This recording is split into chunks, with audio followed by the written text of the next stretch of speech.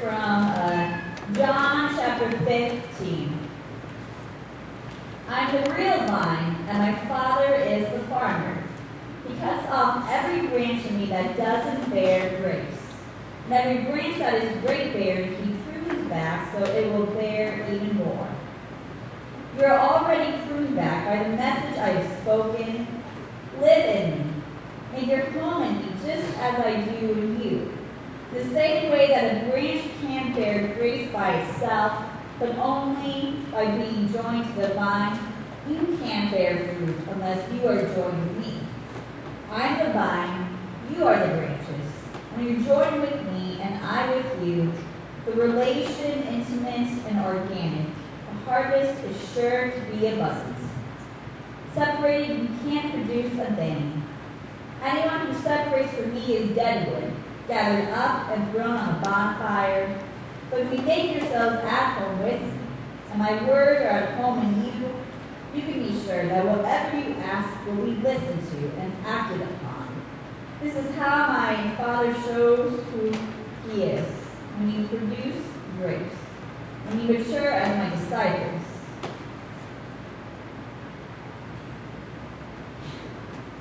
Lately, many of my friends have either become pregnant or given birth to a child.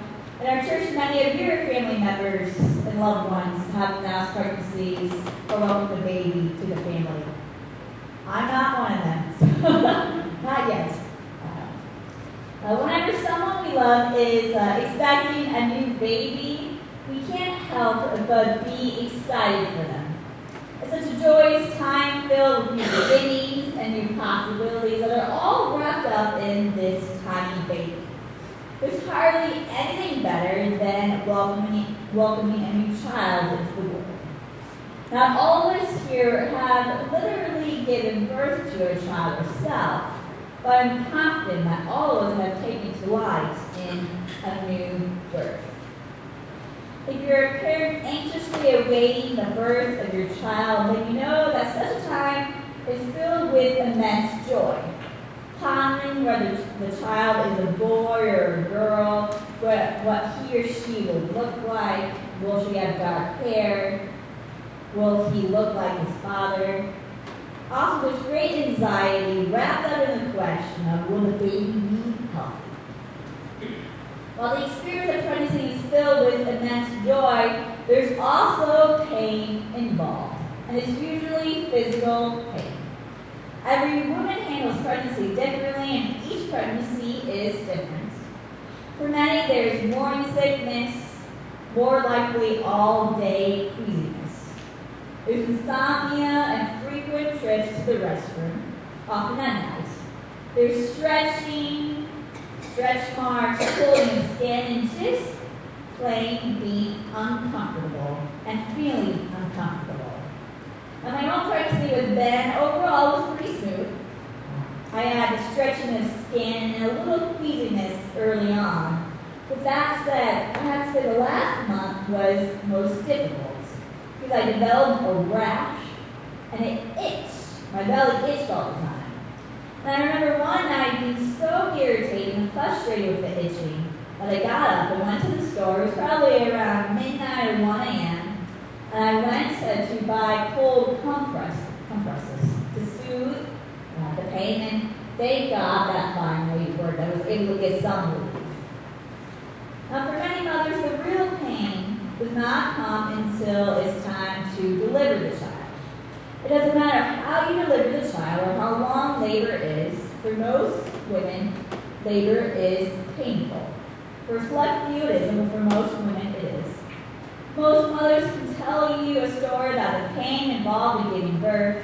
And at the same time, that same mother is able to quickly recall the joy she experienced upon seeing her child for the very first time. When she locked eyes with her child. And it was in that moment that pain that she had just experienced, it just didn't matter. And she forgot about it. Because she and everyone in that room was overwhelmed with joy. It's interesting if you think about it. how joy and pain can co-mingle. And it's biblical if you think about it. Our scripture passage touched upon the reality that joy and pain can cohabitate with each other. We continue our post-Easter sermon series on the fruit of the Spirit, and there are 9 of them, and they're located in Galatians 5. Now, as we grow the fruit of the Spirit in our life, if we grow love, joy, peace, patience, kindness, generosity, faithfulness, gentleness, and self-control, then we can be sure, confident that we are grounded in God and that we're headed in the right direction. Last week we talked about love, and this week we will discuss joy. When we read our scripture in John 16, Jesus is in the midst of telling his disciples that soon he will leave them. Jesus is saying to his disciples that when that day comes, when he is crucified, they will be sad and mourn and weep, while those around them will rejoice that Jesus is dead. However, Jesus says the pain that they will experience will turn into joy. For us looking back at the scripture, we know that the disciples will be filled with joy in finding out that Jesus' crucifixion does not have the last word. Instead, his resurrection does. Jesus compares the pain and joy that they will experience to that of labor pains and that of new birth. Our scripture passage ends with Jesus reassuring his disciples by saying, "So you have pain now, but I will see you again, and your hearts will rejoice, and no one will take your joy from you." And isn't that all that we want in life? To not have our joy taken away. Unlike happiness, which is situational and temporary, joy is something that grounds us in life. Our happiness can go away relatively quickly, and it usually comes and goes based on circumstances in life. For example, our sports team loses. Oh, well, we're not happy. But our sports team wins. Well, we're happy. Or our friend ignores us. We're not so happy. Our friend gives us a hug. We're happy. But with joy, it's different than that. It's fascinating when we actually take time to think about it. I bet each one of us can recall a certain time in our life when we were just going through such a tough time. Perhaps we were wrestling with a relationship or struggling with some personal demons, so to speak. And despite the feeling that you were put through a ringer, you just felt a sense of joy in the midst of all of it. You just couldn't explain it. Joy was just there.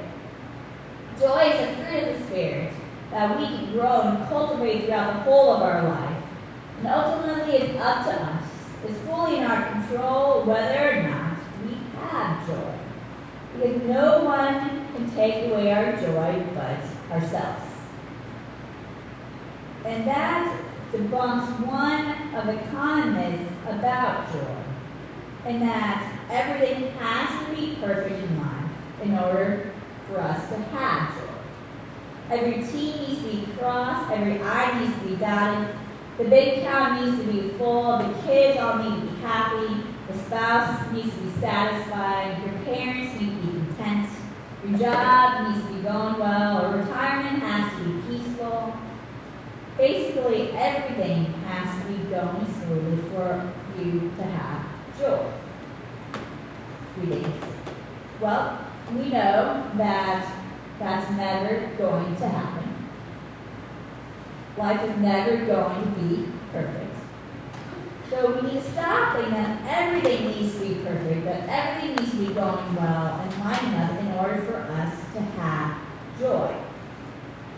If you're waiting for joy to come until life is perfect, until everything is put into place and all your dreams are realized, then you'll be searching forever. And you'll never be fully content in life with what you have